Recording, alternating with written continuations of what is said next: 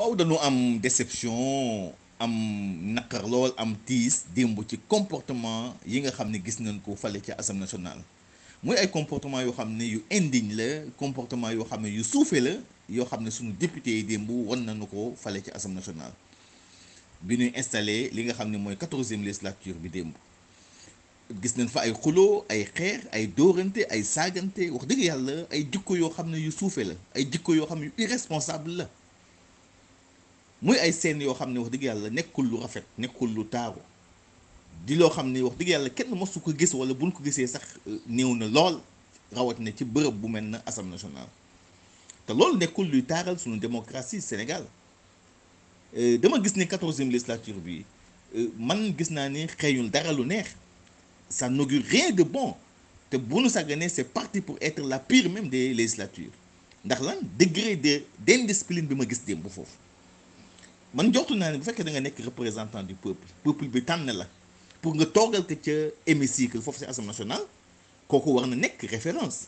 kooku war na am hauteur war na am retenue ci ay comportement am ay doxalinam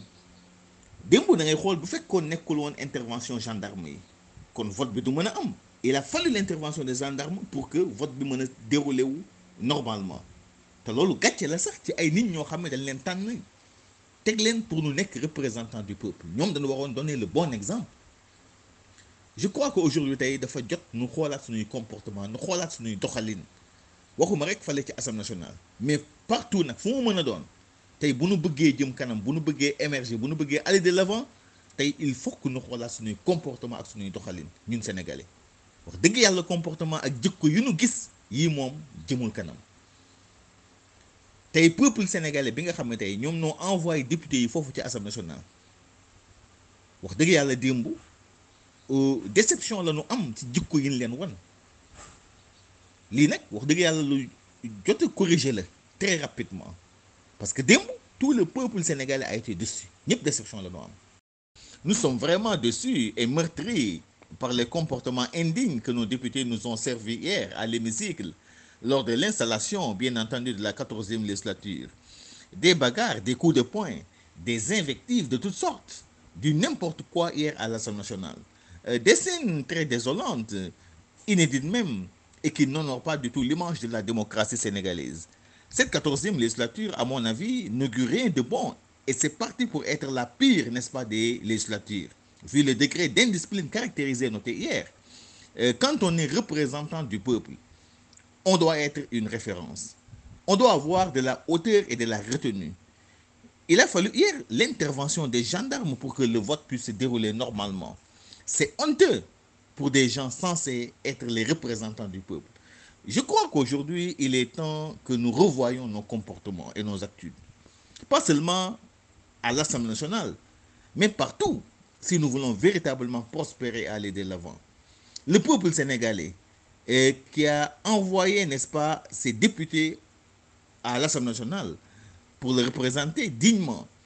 Ce peuple, il faut le dire, a été déçu hier par ses comportements irresponsables. Bon message bi nga xam ne noo koy adressé en tant que religieux député yu bees yi à l'occasion de l'installation de la 14e législature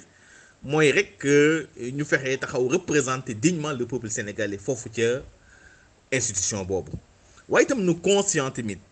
ci responsabilité bouddhiste bi nga xam ne moo gàllu ki seen loos d'abord vis-à-vis du peuple sénégalais mais surtout encore vis-à-vis de leur Seigneur Allah subhanahu wa ta'ala nu xam ne bisu yawmal qiyam ñoom ñëpp dañ leen interpeller face à cette lourde responsabilité là naka lañ ko doon gérer waaye itam suñu député yu bees yi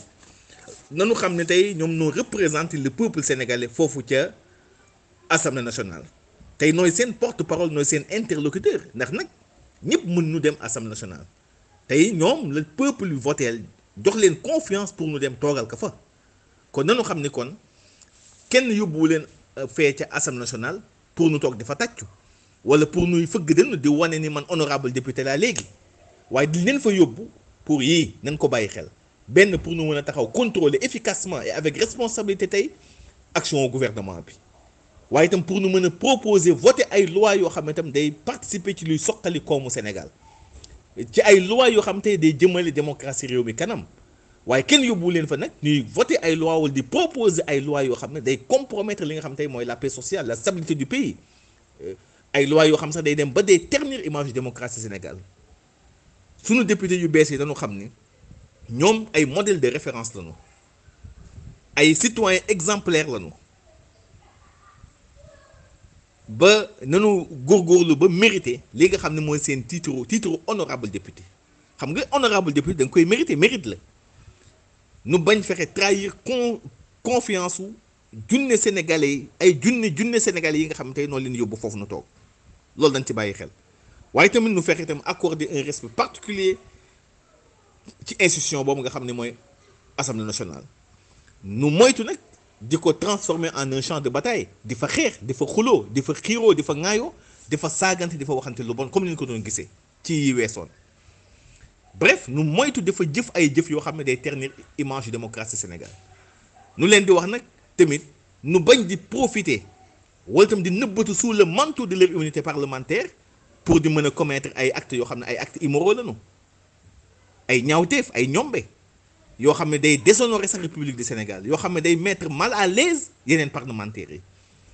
kon li ñuy xaar tey ci 14e législation bi mooy ay débat d'idées ay débat de qualité ay débat de haut niveau waaye itam ay proposition ak ay vote de loi yoo xam ne